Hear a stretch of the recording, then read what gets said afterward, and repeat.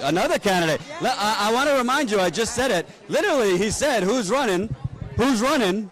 Oh, and literally hundreds of people stood up. So either everybody's full of shit or we have a revolution on our hands. Where are you running? I am running in the 3rd Ward in Minneapolis for City Council, and my name is Jentzen.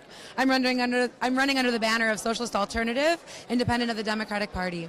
You know, I want to bring this up. So there's something going on in this country. It's happening in Minnesota too, where the state legislature is blocking municipalities and cities from raising the minimum wage. I saw it in Alabama. I think it was in Minneapolis too. Can you talk about that? Well, and actually, that's really perfect that you bring that up. For the past 3 years, I've been the executive director of 15 Now Minnesota, so I've played a leading role in the grassroots campaign to raise the minimum wage in Minneapolis.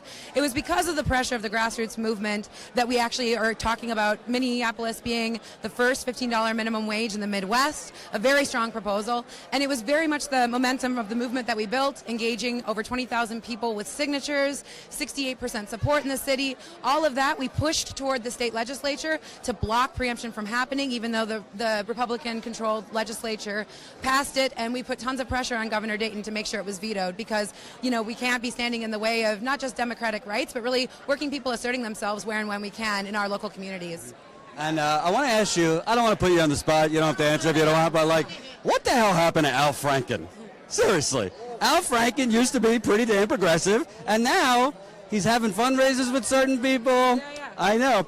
I'm saying whether it's Al Franken or a lot of these people that are leading the resistance, I then go online and I see they're having fundraisers with Citigroup, Wells Fargo, and them, whether it's Franken or whomever. What are your thoughts on people that are leading the resistance? They are grilling these people at Russian hearings. There's a Russia hearing every other day in this country now.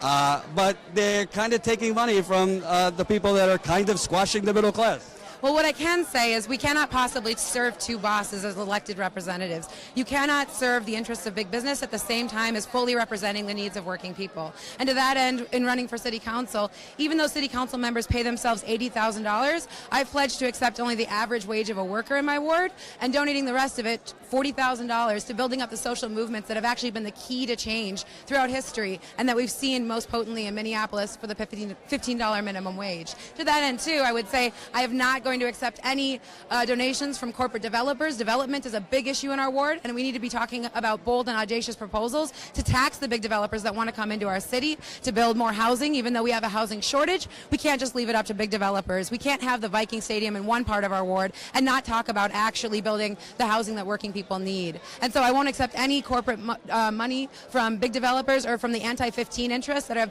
been fighting really hard with the Chamber of Commerce to try and prevent Minneapolis from raising the minimum wage. And where could people find out more?